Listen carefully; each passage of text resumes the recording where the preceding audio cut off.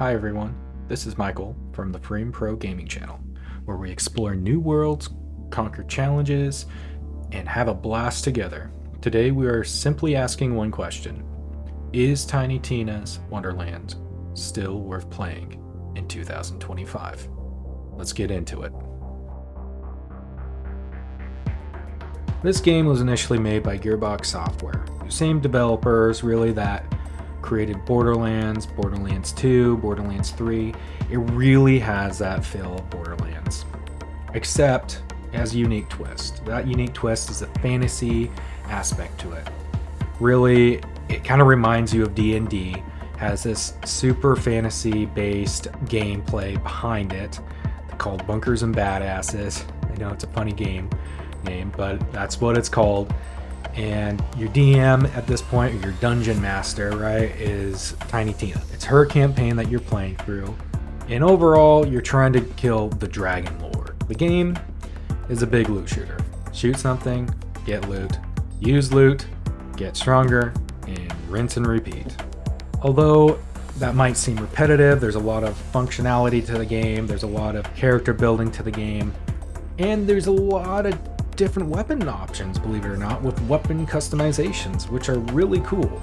Some of my favorite weapon customizations in the game are from the pistol, and literally just throwing your weapon and having a new ability just randomly pop up on the player's field is always fun and exciting. This game has a multi-class feature about halfway through the game that you unlock, and really you take two of the main classes and you combine them into one specific class. Personally, if you watch from my gameplay footage and my streams and all that stuff on my YouTube channel, I was a Spore Warden to begin with. I multi-classed in the Blight Caller, was aiming the whole time for a companion poison build, and ended up turning into a Shroom Wraith, right? So they have very funny names, but that's what I ended up becoming in the game. And it was actually very fun because every time I got downed, I always had my Mushroom Bob friend or Mushroom companion, call him Mushroom Bob. He would come over and raise me, right? Or I would, raise myself by killing another character. The story follows a group of adventurers in a whimsical fantasy world, right? Like I said, it's filled with absurdities and grotesque violence, of course, and just crazy things, right? Spoiler alert, one of the main characters in the game gets her head chopped off, all that stuff. It's kind of crazy, but actually at the same time, it's kind of funny. Character development is amazing in the game, and it stands out. You got some voice casts, including Ashley Birch as Tiny Tina, Will Arnett as the main antagonist, the Dragon Lord, and Annie Sandberg as a quirky party member. The dialogue is oftentimes engaging, and it becomes very hilarious actually to listen to. It really just makes the campaign worth it and worthwhile. One of my favorite moments in the campaign is with this quirky character. His name's Torg. You actually end up saving him, and he is like this bard kind of lute player kind of character. Anyways, he sounds like Kurkul from Dragon Ball Z. And ultimately, there's this one spot in the game, and spoiler alerts, there's this one spot in the game where he straight up causes a magic missile nuclear strike, which is hilarious. If you guys haven't seen that short of mine, go check it out. If you want to watch the full video, go check it out. But it is absolutely amazing and stunning. The graphics are wonderful in that circumstance. It's so beautiful! New Ocean, I'll see you in hell!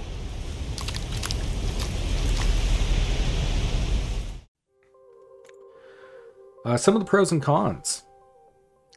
We'll start with cons in this circumstance.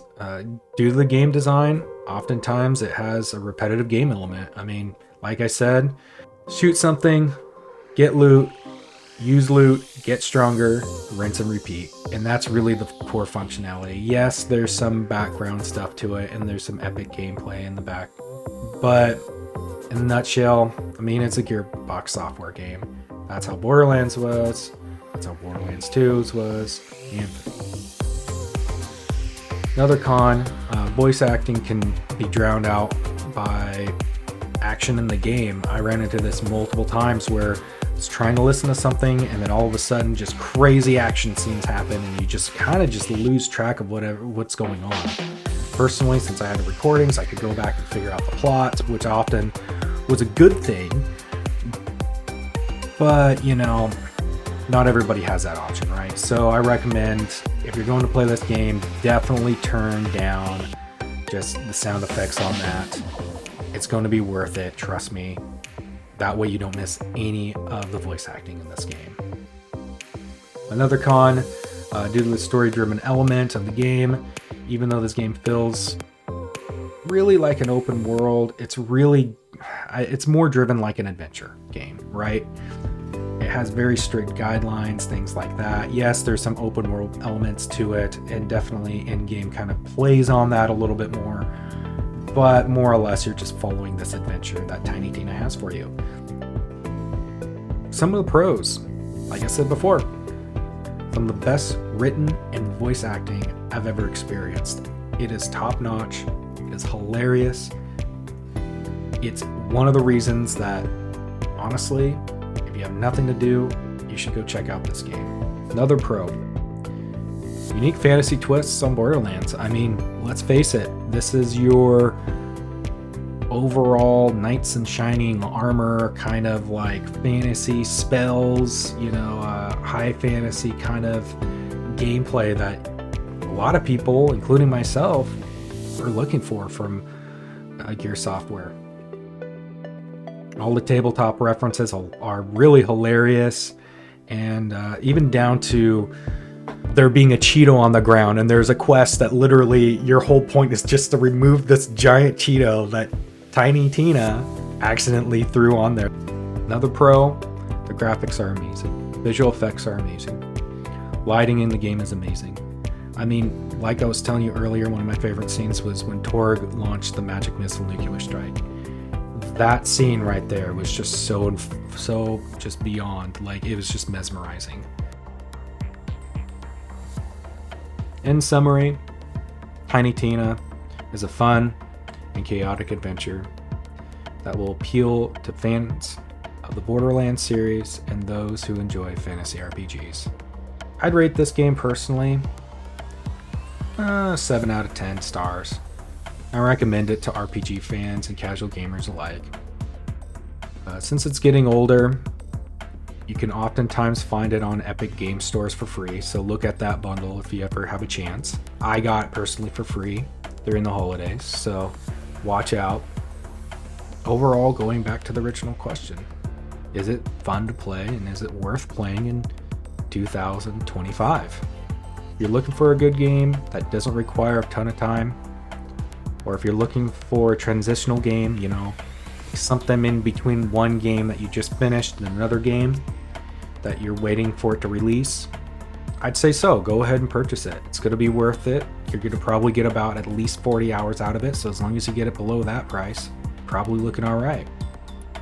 Although, if you're looking for that next game you can really sink your teeth into for like 2 years, I would say no. I'd steer clear of it. Thank you for watching the Free and Pro Gaming channel. If you enjoy this review, please like and subscribe and comment below. Let me know your thoughts on Tiny Tina's Wonderlands and what was your favorite parts. What kind of gameplay do you like? What was your favorite weapon? There's plenty of different weapons in this game. Recommend checking them all out and playing them. Personally, mine was the crossbow. Love the crossbow. Or the pistol in that circumstance. Hope you all have a great day. See you pros later.